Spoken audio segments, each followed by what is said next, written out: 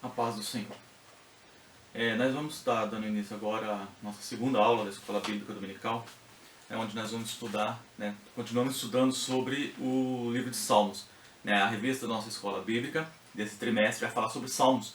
E na primeira aula, o professor Carlyle deu uma lição sobre Salmo, nos explicou como que é os Salmos, fez um resumo muito bem detalhado, muito bom, sobre, principalmente a primeira lição, que fala Salmos, um guia devocional para o cristão.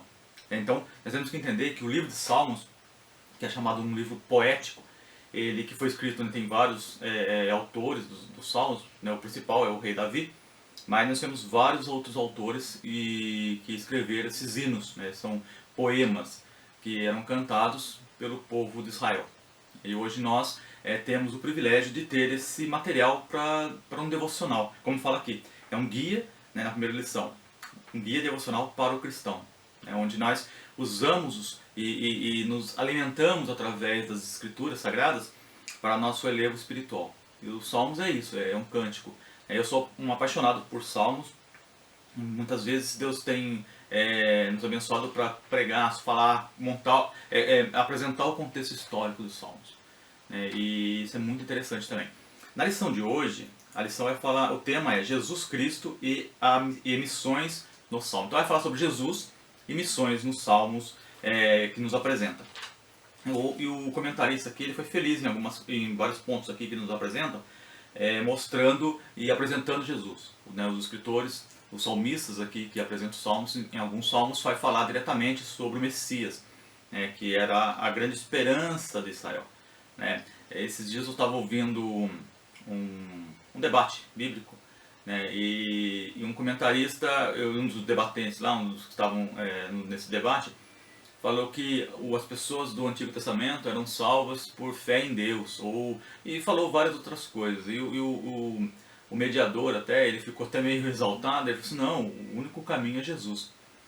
E aí ele falou, mas apresenta então na Bíblia, no Antigo Testamento, ou alguém falando sobre Jesus que foi salvo por Jesus. E a gente não precisa fazer isso no Antigo Testamento.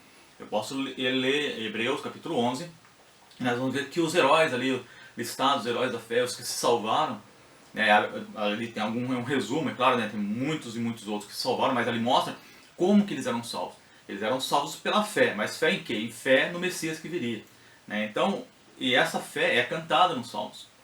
Então o povo do Antigo Testamento também foi salvo por Jesus Cristo. Jesus é o único caminho, nunca houve outro caminho. Não existe outro meio de se salvar. A salvação ela é dada através de Jesus. Ele fala, eu sou o caminho, a verdade e a vida. Ninguém vem ao Pai se não for por mim. Isso sempre foi assim. Porque no Éden, quando o homem caiu, a primeira promessa ali que nós vemos Deus fazendo de salvação é que da semente da mulher nasceria um que pisaria a cabeça da serpente. Então nós vemos que essa promessa foi dada e ela foi aguardada, não só pelos filhos de Abraão, mas muito antes dos filhos de Abraão. Então nós vemos, quando eles se voltaram para Deus, eles se voltam para a promessa de Deus. E quem estava no Antigo Testamento aguardando essa promessa, eles não viram ela se cumprir, como fala lá em Hebreus capítulo 11.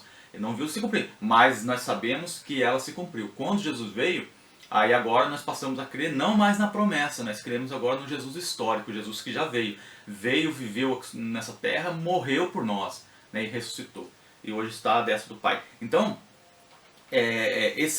os Salmos, quando apresentam Jesus, que nós vamos ver aqui nesses minutos que nós temos, vai mostrar essa esperança, essa fé no Messias que viria. Então o Messias viria.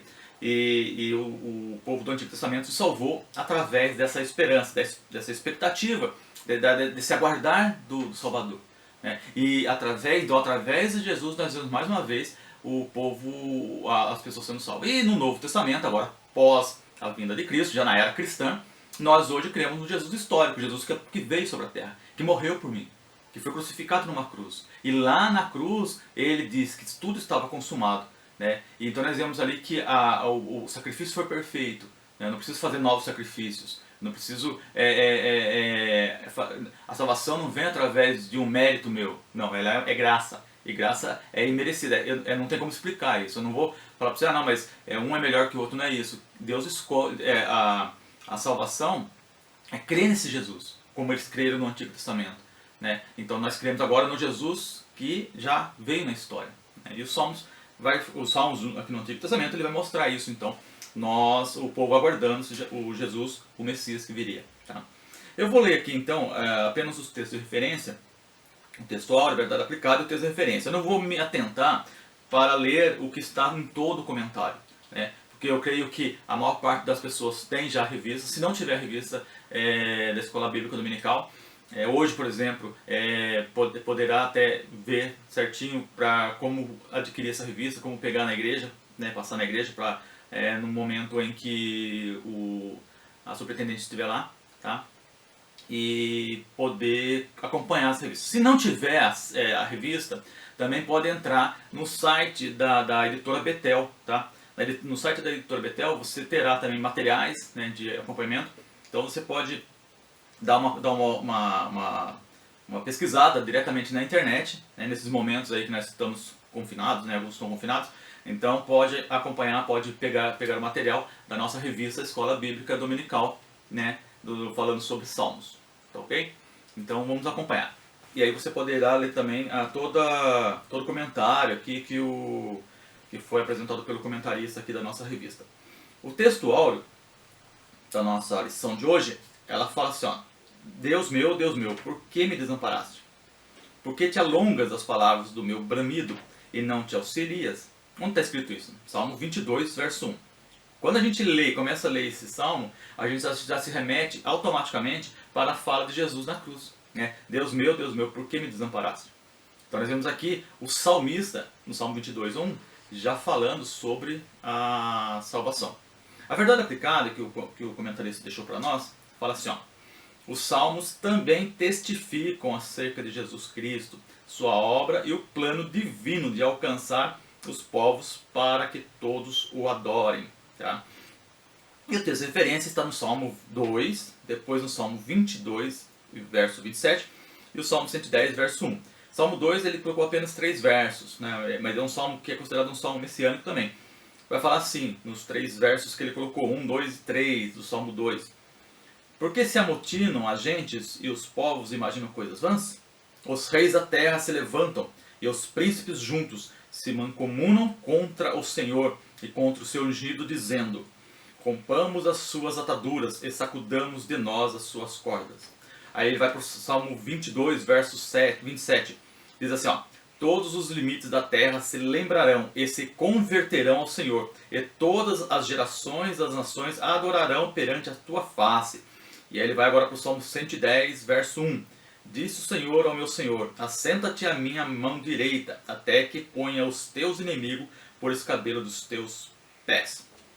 Então esses são os salmos que o comentarista deixou para nós aqui como texto de referência, para que a gente pudesse fazer esse comentário da lição de hoje, apresentando Jesus em missões, né, através dos salmos.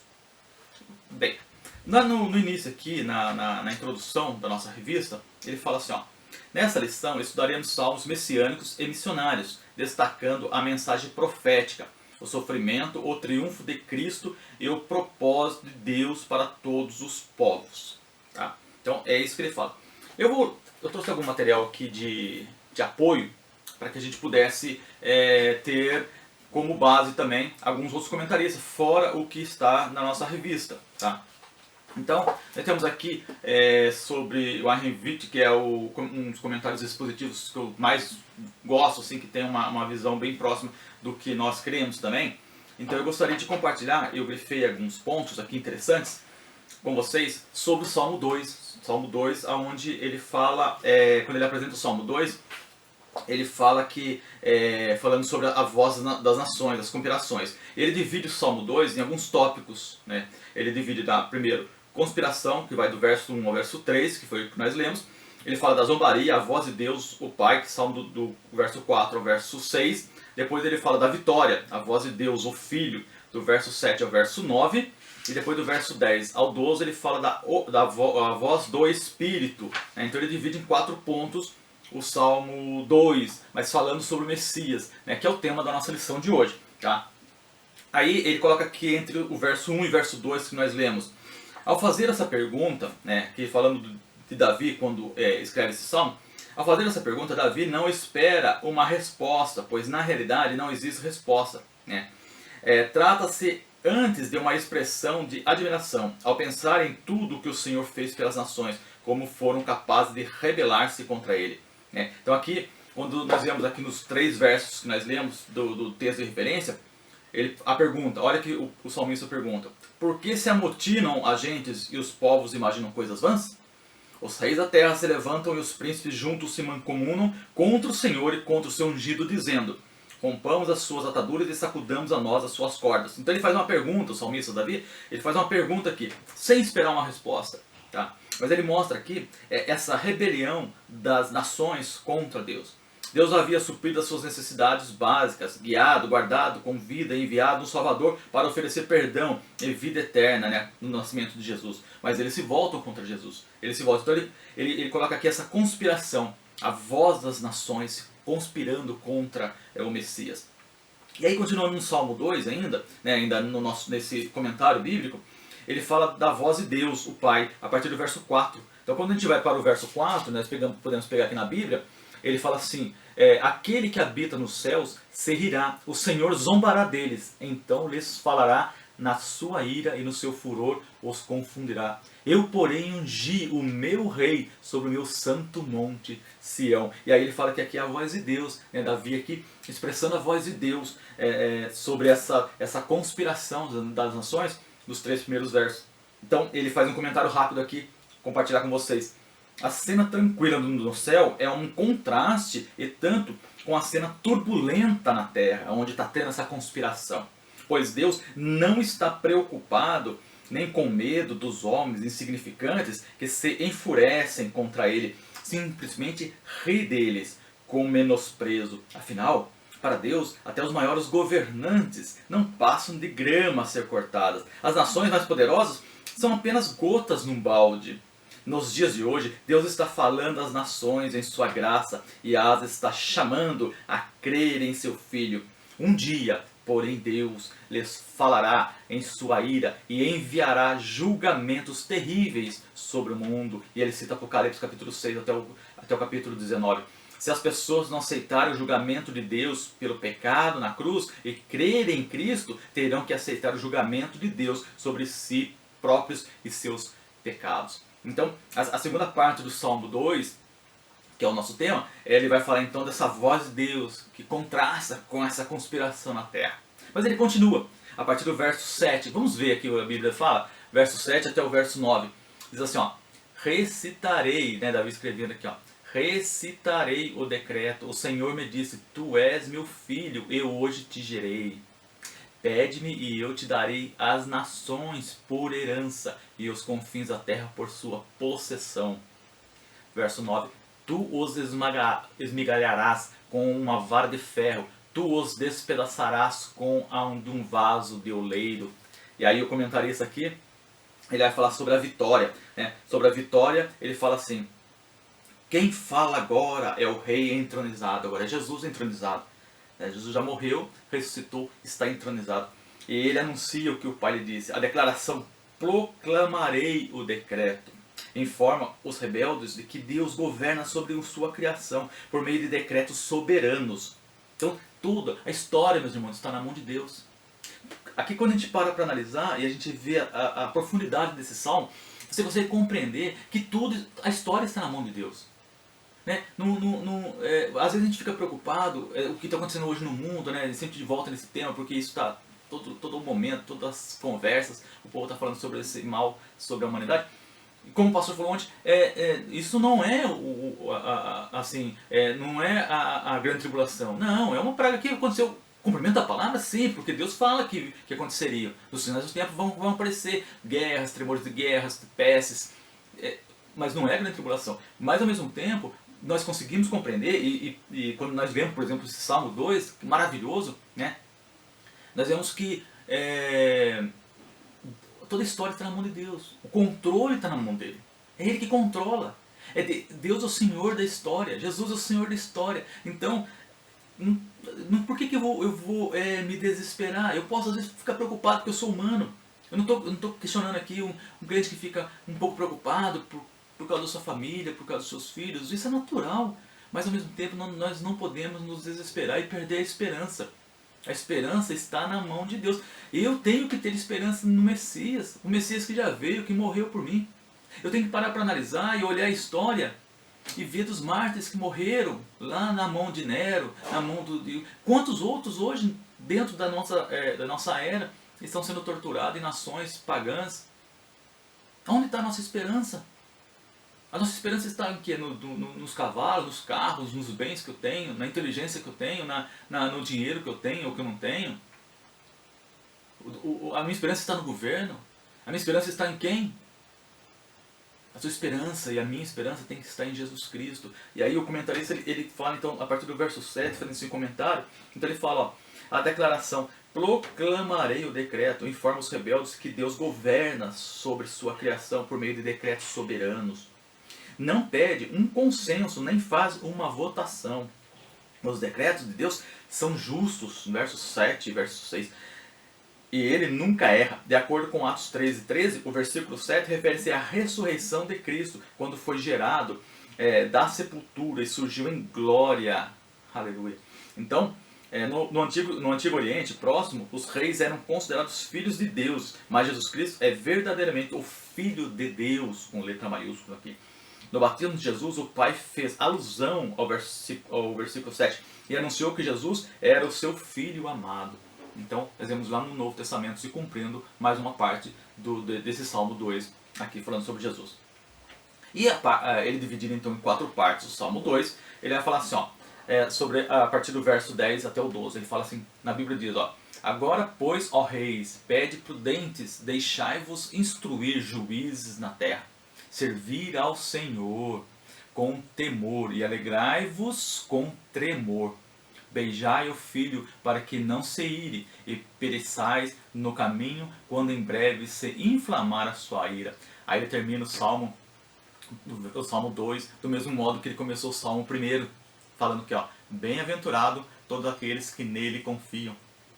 Quando eu paro e leio os 2 salmos dentro de um contexto, o Salmo 1, né, que fala sobre a felicidade dos justos, ele começa, ó, bem-aventurado o varão que não anda segundo o conselho dos ímpios. Ele começa a dizer que é feliz aquele que não segue, né? Mas ele termina o Salmo 1 falando sobre o ímpio, que ele fala no finalzinho do Salmo 1, ele fala assim, ó, porque o Senhor conhece o caminho dos justos, mas o caminho do ímpio perecerá. Então ele começa o Salmo 1 falando da bem-aventurança, falando de felicidade, feliz é aquele que anda nos caminhos do Senhor.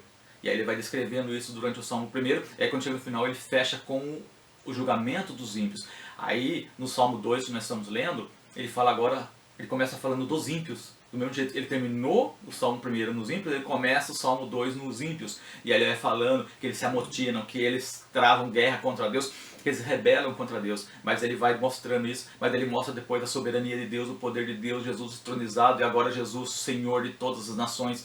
Todo o poder me foi dado no céu e na terra. Então não tem todo o poder, não é metade do poder, não há parte do poder, é todo o poder, é completude, tudo está na mão de Jesus. E aí ele fecha o Salmo 2 dizendo assim, ó, com as mesmas palavras do 1, bem-aventurado todos aqueles que nele confiam. Então se você confia em Jesus, você é bem-aventurado. Se você confia em Jesus, você é feliz, porque bem-aventurado é isso, feliz é uma pessoa que está completa, porque ele confia no Jesus, esse Jesus que está entronizado, o Jesus que nos salvou e que morreu por nós, né? E aí, só fechando aqui o comentário desse livro que eu estou acompanhando aqui, ele fala assim, ó, que o Salmo, a partir do verso 10, ele fala sobre a oportunidade, é a voz do Espírito Santo. E ele escreve, diante do decreto do Pai e do julgamento prometido, bem como da entronização vitoriosa do Filho no céu, há coisas mais sábias a fazer é se entregar a Cristo e crer nele. Hoje, o Espírito de Deus fala à humanidade e roga aos pecadores que se arrependam e se voltem para o Salvador. Porque é o Espírito Santo que convence o homem do pecado. Então observe nos versos 10 e 11, o Espírito fala primeiro aos reis e líderes e depois no verso 12 se dirige a todos, todos nós, instando-os a crer no Filho. Então nós vemos aqui que o salmista, no Salmo 2, ele apresenta esse Jesus vitorioso, Jesus, onde o Espírito Santo, nessa vitória final, ele nos convence, ele convence o homem da necessidade de estar com Jesus Cristo, de aceitar Jesus, de crer e ter a fé nessa salvação. Então nós vemos o comentarista aqui fechando esse comentário dos livros poéticos, do verso 2, no Salmo 2, toda a sua parte, todas as divisões que ele vê sobre a vida do Messias. Tá?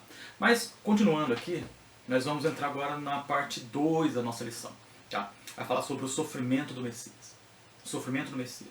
E quando a gente vai para a Bíblia, nós vemos que o título aqui, também dando autoria a Davi, o Salmo 22, ele fala sobre o Messias sofre, mas triunfa. Então o Salmo 22, ele vai nos apresentar isso, ele vai apresentar esse Messias que sofre, sofredor, e ele vai mostrar vários pontos, mas ele vai mostrar também a vitória do Messias. Né? É um salmo, uma poesia, né? É um cântico, mas ao mesmo tempo ele é uma profecia, porque ele falava do Messias que não tinha vindo. Era daquela fé, como eu falei no começo da aula, da fé na esperança do Messias, que era através do Messias que a humanidade se salva. Então o comentarista da nossa lição, aqui ele fala o seguinte, ó, no ponto 2. Encontramos também nos Salmos o sofrimento do ungido do Senhor, expresso de forma profética e tipológica. É também chamado de Salmo da Cruz. Né? Esdras e Reginaldo escrevem que esse salmo é citado pelo menos 7 vezes no Novo Testamento, tendo como todas as referências a Jesus Cristo. Então é um salmo messiânico, um salmo que fala de Jesus. E eu gostaria agora de compartilhar com vocês um outro livro aqui, que tem o título do livro Um Salmo em Seu Coração, né? Escrito por George Wood, ditado pela CPAD, e é um livro que fala de todos os salmos. Né? Ele pega todos os salmos e ele divide em pontos de estudos, ele faz comentários, ele põe ilustrações maravilhosas. É muito gostoso de ler para quem gosta de estudar, e depois quiser a gente pode colocar os livros que nós estamos vendo do Spurgeon, comentários bíblicos, tudo na lição que nós estudamos para montar a aula, né? No rodapé, depois a gente põe nos comentários lá para vocês, quem quiser adquirir depois, poder também ter esse material para enriquecer o conhecimento bíblico. Conhecer é fundamental para o cristão tem que conhecer, ele tem que buscar conhecimento constantemente. Nós não podemos nos limitar a apenas ouvir um vídeo ou ouvir um comentário de alguém, não. Nós temos que buscar conhecimento em fontes boas, as Bíblias, né? Nós temos que ter Bíblias, estudos, temos que ter comentários bíblicos para a gente poder se enriquecer através do ensino da Palavra de Deus. Vamos voltar para a nossa lição então. Então a parte 2 da lição vai falar sobre o Salmo 22. Davi aqui mostrando o Messias que sofre, mas triunfa. E eu gostaria de compartilhar algumas palavras desse livro, tá? Que eu achei muito boa durante o estudo e eu quero compartilhar com vocês. É bem tranquilo, bem rápido, que vai falar sobre o Salmo 22. Né? Ele fala assim, vamos lá. Ele conta primeiro uma ilustração. E aí, às vezes a gente para pensar e falar sobre ilustrações. E eu tenho um amigo, pastor, que ele sempre falava o seguinte, que a ilustração é como se fosse uma janela dentro de uma sala fechada. Você está contando uma história dentro daquela sala fechada. E aí você conta sobre uma paisagem que está lá fora, você descreve uma cachoeira, você descreve árvores, passarinhos, tudo. A pessoa fica dentro da sala assim, olhando para as paredes, tentando imaginar como seria aquela sala. Como seria aquela paisagem. E aí o comentarista, o que está contando, que está explicando ali, ele vai abrir uma janela. Quando ele abre a janela, você consegue visualizar a paisagem, você consegue ver a cachoeira, os passarinhos. Então, dentro de uma mensagem, quando a gente conta uma ilustração, normalmente é assim, é para abrir a visão. Né? Jesus usou muito esse artifício. Então, nós usamos muitas vezes. E esse livro, todos os salmos, ele tem uma ilustração, né? Sobre um fato histórico ou não. Mas ele conta sempre uma historinha, uma história para abrir um pouquinho a sua mente, para você poder visualizar melhor.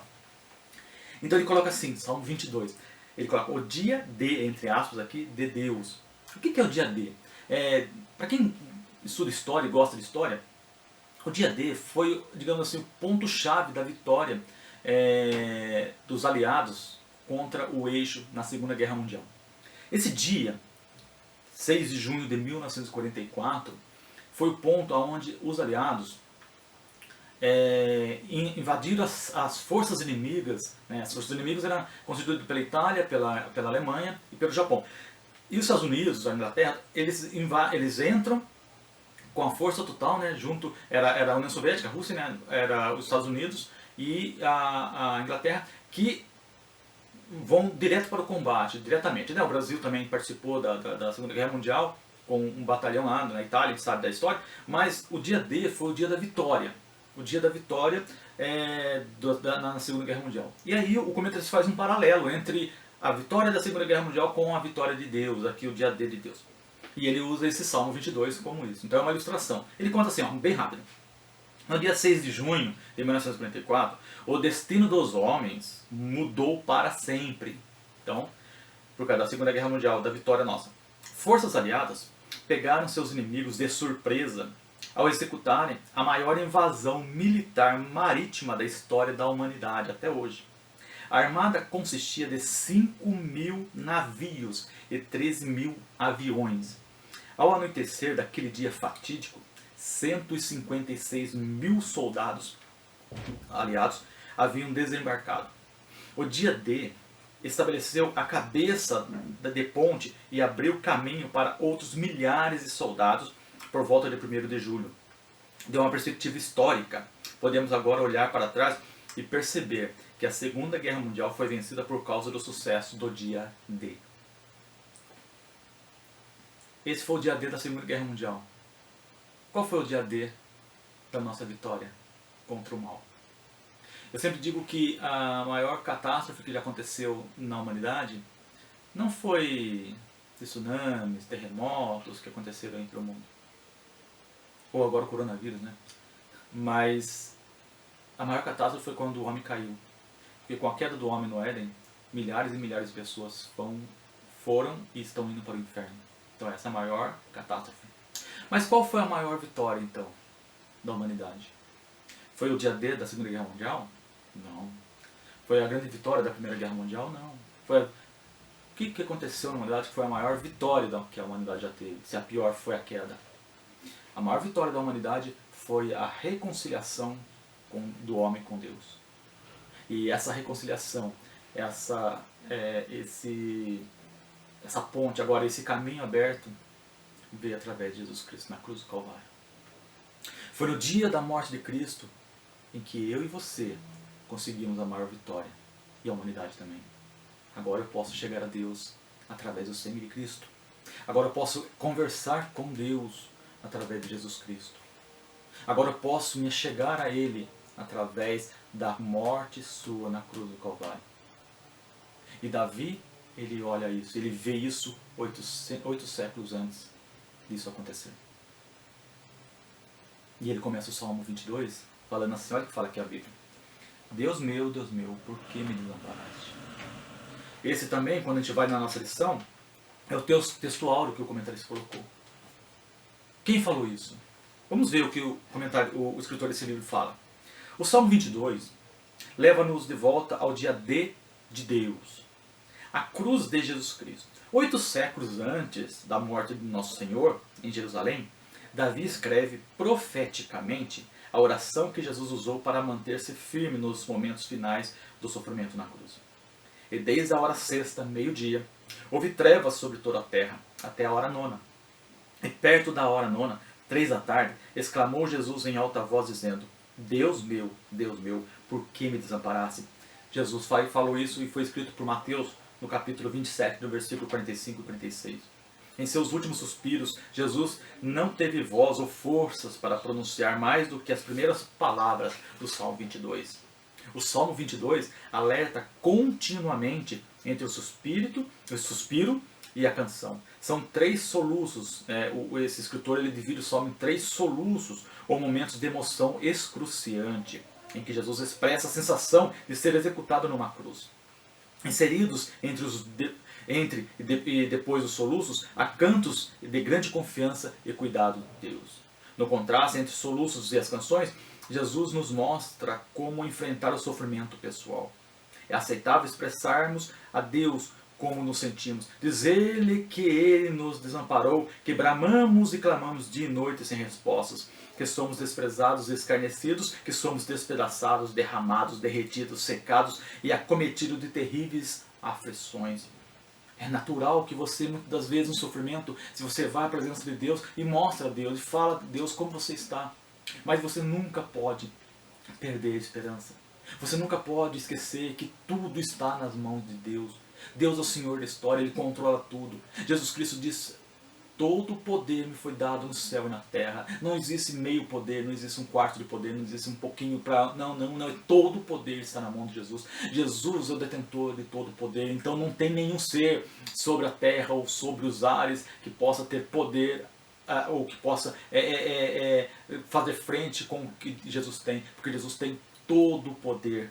Né? E quando eu creio nele, mesmo que eu chegue a Deus e eu mostre o meu desespero, eu tenho que confiar nele. A minha confiança em Deus nunca pode ser abalada. E é isso que o Salmo 22 vai falar. Ele vai mostrar um Jesus que chegou ali e falou: por que me desamparaste? Mas ele confiava no Deus, ele confiava no Pai, ele confiava totalmente no Pai. E ele sabia que... E assim ele termina, ele encerra a sua fala ali na cruz do Calvário dizendo: Pai, nas tuas mãos entrego o meu espírito. Esse foi o dia D, esse foi o dia da grande vitória da humanidade. A minha vitória e a sua vitória, ela está cravada nesse dia, nessa fala, quando ele fala: tudo está consumado. Pai, nas tuas mãos eu entrego o meu espírito.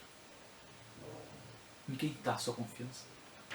Você confia no seu dinheiro, na sua capacidade, inteligência, no que você pode fazer ou deixar de fazer? Você confia no governo, você confia nos deputados? Em quem você confia? Onde está a sua confiança? Aonde você está confiando realmente? É no que você tem? Ou é nesse Jesus que se apresenta a nós de uma forma maravilhosa? Encerrando aqui o comentário desse livro, ele fala assim: ó, no entanto, precisamos fazer mais do que contar a Deus o que sentimos. Também temos que declarar a nossa fé. Posso estar na cruz, mas Deus está no trono. Jamais alguém que nele confiou foi confundido. Deus cuida de mim desde o meu nascimento. Verso 9, verso 10 do Salmo 22. Leia depois com calma. Ninguém mais pode me ajudar, senão Ele. Verso 11. E por fim, Deus me resgatará e sua causa triunfará em mim. Versos 19 ao verso 31 do Salmo 22. A vitória total. E o cumprimento profético desse salmo, para a gente fechar, fala assim: ó, embora o Salmo 22 seja um modelo de resposta durante o sofrimento, devemos ser cuidadosos em não nos apropriarmos demais dele. O salmo pertence especialmente aos lábios de Jesus, foi escrito para ele, para ser sua oração naquelas horas finais de solidão, dor excruciante e abandono na cruz. Embora na época de Davi a crucificação ainda não fosse utilizada como método de execução, o Espírito Santo pôs na pena de Davi a descrição exata e apropriada da morte de Jesus na cruz. A gente vê a partir do verso 7. Aí, como crentes, devemos algumas vezes ser mal compreendidos. Falamos da cruz, da ressurreição de Jesus, como a vitória de Deus para nós. Contudo, nossos amigos não cristãos podem dizer: como você pode falar com tanta alegria se há tanto doença, injustiça, calamidade e tristeza no mundo? Nossa resposta: pode-se dizer que a Segunda Guerra Mundial foi ganha por causa de um momento decisivo, o dia D. Entre o dia D e o dia da vitória. Vitória na Europa, entre 8 de maio de 1945. Houve mais baixas do que em qualquer outra fase da guerra. Mas por causa do dia D, o resultado final foi apenas uma questão de tempo. Assim, em Cristo, a batalha contra o diabo, o pecado e a morte, a enfermidade e todo o mal teve uma reviravolta. Ele invadiu esse planeta com o poder do seu divino amor. É apenas uma questão de tempo até que todo joelho se dobre e toda língua confesse que Jesus Cristo é o Senhor. E ele fecha isso usando o Salmo 29, o verso 29 do Salmo 22. Ele diz assim, está escrito aqui na nossa Bíblia: todos os grandes da terra comerão e adorarão, e todos que descem ao pó se prostrarão perante ele, como também os que não podem reter a sua vida. Glória a Deus. Essa é a nossa vitória. Essa é a nossa esperança total da vitória. O dia D já aconteceu lá na cruz do Calvário. Agora nós estamos caminhando para a vitória final, onde o inimigo será colocado e lançado no lago de fogo. Essa é a vitória. Com essa observação e esses comentários que nós fechamos o segundo ponto da nossa revista, onde o comentarista ele fala assim, o sofrimento do Messias, sujeição e abandono, zombaria e desprezo, e o sofrimento não lhe impediu de cumprir a sua missão. Não foi o sofrimento que fez Jesus abandonar, porque ele não abandonou. Ele sabia do sofrimento que viria, mas ele sabia também que a vitória era dele. A vitória era nossa, através da sua morte. E ele venceria Satanás. Então ele diz que todo o poder, depois do ressurreto, estava em suas mãos. E para fechar agora, então nós vamos para a terceira parte, né, da nossa lição de hoje, da nossa lição. O comentarista coloca aqui o título da terceira parte, o sacerdócio real e os salmos missionários, né? Ele vai fechar aqui com a parte missionária. E ele coloca assim, estudadas as questões relativas às profecias e aos sofrimentos do Messias e seu sacrifício, conforme nos Salmos 2 e Salmo 22, cabe destacarmos alguns pontos frisados nos Salmos 67, 110 e 117. Então ele usa os três salmos, o 67, 110 e 117, como esses salmos missionários, tá? Sobre o sacerdócio real e o missionário. E no 3.1, então ele vai falar sobre o sacerdócio da ordem de Melquisedeque. Tá? Ele usa então o Salmo 110, verso 4, sobre esse sacerdote eterno, segundo a ordem de Melquisedeque. Esse ponto também é retratado lá em Hebreus capítulo 5, verso 6. De acordo com Matthew Henry, Melquisedeque foi sacerdote no seu trono e também o é Cristo, né? Colocando Zacarias capítulo 6, verso 13. Rei de justiça e rei de paz. Melquisedeque não teve sucessor, nem Cristo tem. O sacerdócio dele é imutável. Então ele faz um paralelo aqui sobre Melquisedeque, que encontra ali com Abraão. A gente conhece bem a passagem, nós vamos entrar nisso porque não é bem o tema da nossa lição. O sacerdócio de Cristo é incorruptível, sem pecado, conforme podemos verificar em Hebreus capítulo 4, verso 15. Sofreu tentações, mas não pecou, e tendo cumprido a sua obra, foi recebido em cima no céu. Tá? Então, ele mostra aqui dessa eternidade do sacerdócio de Cristo. Jesus é o sacerdote eterno. Nós conhecemos e sabemos disso. Esse sacerdócio real, apresentado aqui, ele nos remete, e o salmista, quando ele escreve o Salmo 110, ele vai nos mostrar isso. Ele vai nos apresentar bem o que fala sobre esse sacerdócio, o que está na mão de Jesus Cristo. E aí, ele saindo então dessa parte, ele vai para o 3.2, que vai falar sobre os salmos missionários.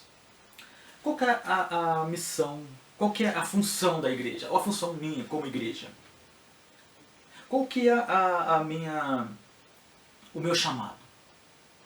Às vezes as pessoas acham que a profissão que ela exerce é o principal chamado dela, ou o que ela faz aqui na Terra, assim, a nível secular, é o principal chamado. Eu sempre digo uma coisa, que todos nós temos um chamado principal. É claro que dentro da minha profissão, ou dentro da minha vocação, eu vou exercer várias outras coisas. Eu vou trabalhar como um carpinteiro, eu vou trabalhar como um pedreiro, eu vou trabalhar como um advogado, eu vou trabalhar como um médico. São N profissões que nós podemos elencar aqui.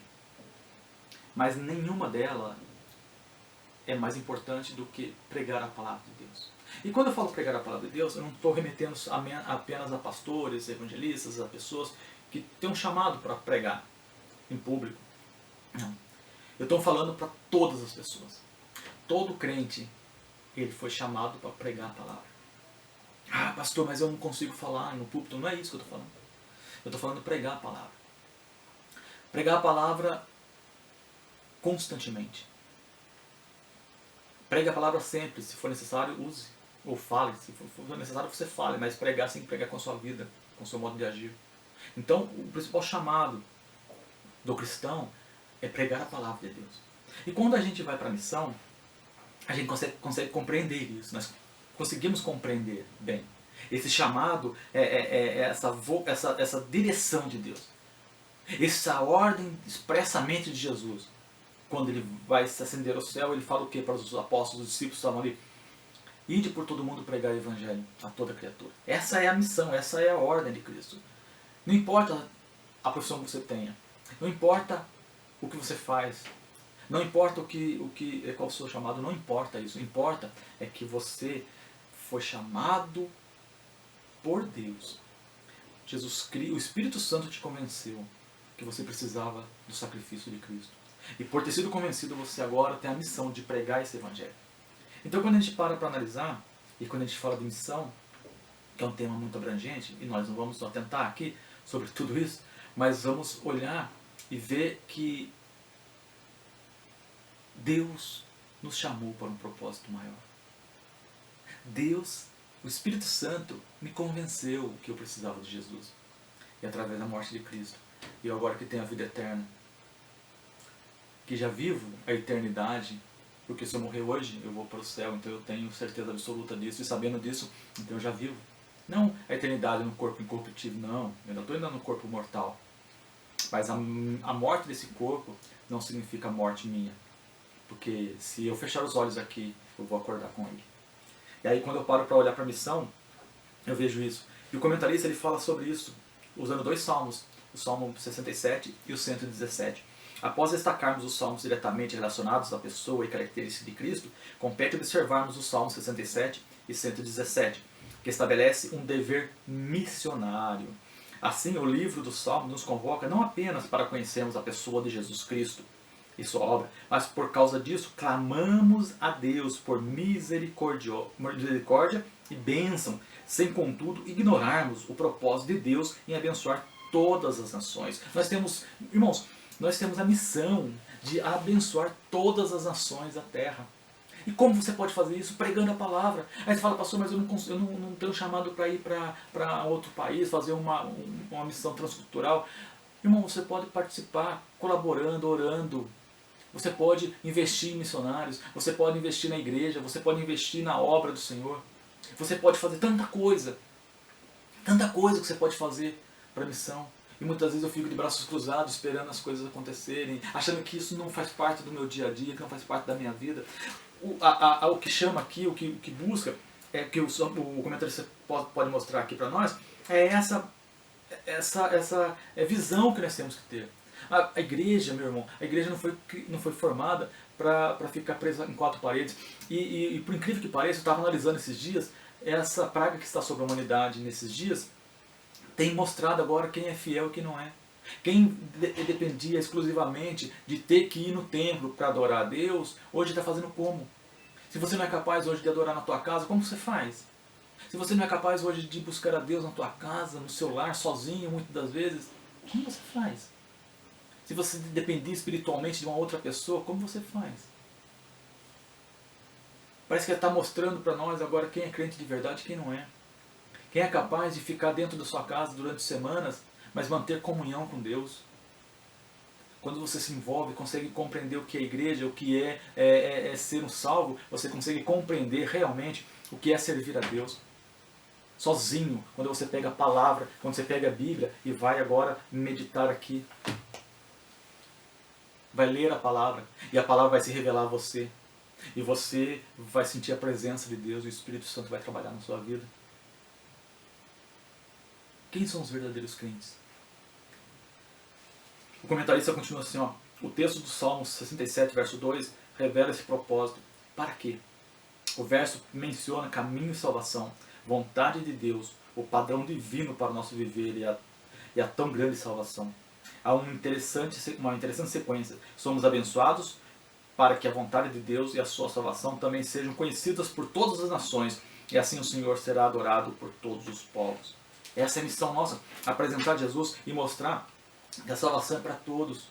A salvação que Deus nos apresenta, ela pode ser alcançada, mas a pessoa tem que se voltar para Jesus, a pessoa tem que reconhecer que Jesus morreu por ela. Mas quem vai pregar? Quem vai levar? Anjo? Não. Essa missão foi sua e minha. Nós somos chamados. E ele fecha a lição 3.3 dizendo, colocando como tópico, que todos os povos louvem ao Senhor. Salmo 117. Segundo Kenneth Champlin, faz parte do grupo dos salmos identificado como salmos Halley, louvor, é o 103 a 118. O Salmo 117 é o menor de todos, contudo é um chamado universal. todas as nações, todos os povos. São dois os motivos apresentados: benignidade e verdade, ou misericórdia e fidelidade. A ênfase recai sobre o caráter de Deus e não nos feitos. Em um tempo de tanto destaque, às vezes até demasiado, quanto aos feitos humanos, é interessante refletirmos sobre o caráter e essência. Deus é amor e fiel. O apóstolo Paulo citou esse salmo ao discorrer sobre o fato de que de Cristo ter nos recebido, enfatizando os gentios. Ele fala isso em Romanos capítulo 15 e verso 11. E o comentarista ele conclui assim, ó: louvemos a Deus por seu amor e fidelidade, bem como por seu plano redentor executado por intermédio de Jesus Cristo, e cumpramos com fidelidade e no poder do Espírito Santo a missão que é anunciarmos a salvação até os confins da terra para a glória de Deus. E eu gostaria de fechar, meus irmãos, lendo esse Salmo 117. Se você está com a Bíblia, acompanhe comigo. Salmo 117, de louvor. Ele é bem curtinho, né? São apenas 2 versos. Né? Leia comigo, acompanhe comigo. Salmo 117, verso 1 e verso 2. Olha o que fala aqui, ó. Louvai ao Senhor todas as nações, louvai-o todos os povos, porque a sua benignidade é grande para conosco. A verdade do Senhor é para sempre. Louvai ao Senhor. Você pode parar e falar assim: ah, mas e o corona? E todas essas coisas? Onde está tudo isso? Deus não disse para você blasfemar. Deus não disse para você reclamar. Deus sabia das aflições. Deus sabe de tudo que vai acontecer, porque a história está na mão dele. Ele conhece o presente, o passado e o futuro, porque Deus é eterno. A eternidade não é uma contagem de tempo. Como o pastor falou há pouco tempo, eu vi num comentário, ele fala: o que é eternidade? O que é eternidade? Você consegue compreender o que é eternidade? Não? Eu vou fazer uma continha para você. Se você pegar 1000 anos e tirar um dia, deixa de ser 1000 anos, porque tem um dia a menos. Se você pegar 10.000 anos e tirar 5 dias, não é mais 10.000 anos. Porque 10.000 anos e um dia é uma contagem de tempo.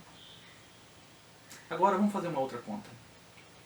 Se eu pegar a eternidade e tirar um dia, o que sobra?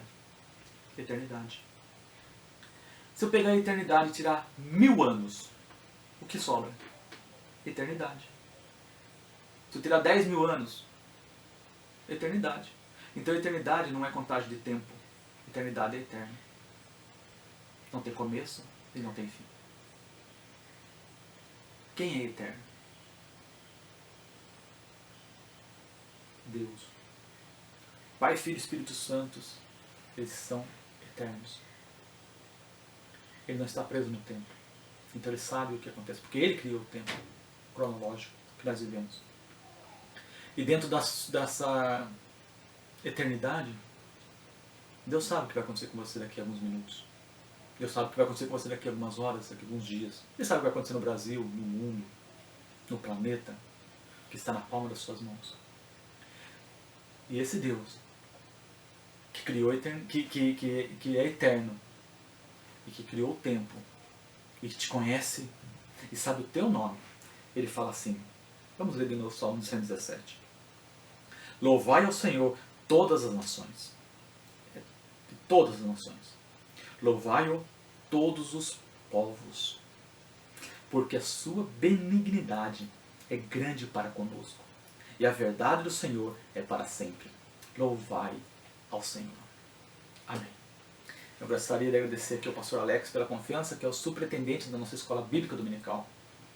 Agradecer também ao nosso pastor presidente pela confiança e agradecer a todos que puderam participar comigo dessa aula. Aqui, sozinho, num ambiente fechado, mas eu sei que eu pude acessar onde você está. Eu não estou sozinho, porque eu sei que atrás aí tem outras pessoas vendo e compartilhando e vivendo. Então, se Deus falou com você, como falou comigo, compartilhe esse vídeo, mostre. Ele está no canal da igreja para nos enriquecer. É a palavra de Deus. Nós estamos aqui apenas apresentando a palavra de Deus. É ela que guia a nossa vida. Ela que é o norte da nossa vida. A revista Escola Dominical é um material que nos enriquece, que traz mais comentários. Mas o que manda é aqui, é a palavra. É essa palavra é que guia, essa palavra que nos direciona, essa palavra que nos mostra o caminho. Essa palavra. Os livros que nós usamos fazem parte de aumentar o nosso conhecimento, mas não podemos fugir dessa palavra. Então, é isso que nós apresentamos. Eu gostaria de fazer uma oração bem rápida com você, para que você pudesse cada dia mais buscar conhecimento. Nesses momentos que estiver na tua casa, busque conhecimento da palavra. Leia mais, ore mais, jejue mais. E continue contribuindo com a tua igreja, contribuindo com a missão que Deus te chamou. Porque adoração não é só dobrar o joelho e orar, ou ler a Bíblia. A adoração faz parte de um conjunto completo.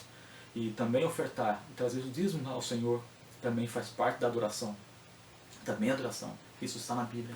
E você consegue entender isso quando você alcança a maturidade espiritual. E você vai ter maturidade espiritual buscando conhecimento na palavra e tendo comunhão com Cristo. Amém? Vamos orar então. Senhor Deus, Pai, te agradeço por tudo que o Senhor tem nos feito. Te agradeço por esses momentos de estudo da Tua Palavra, dessa Escola Bíblica Dominical, segunda lição desse trimestre. Que o Senhor continue nos abençoando.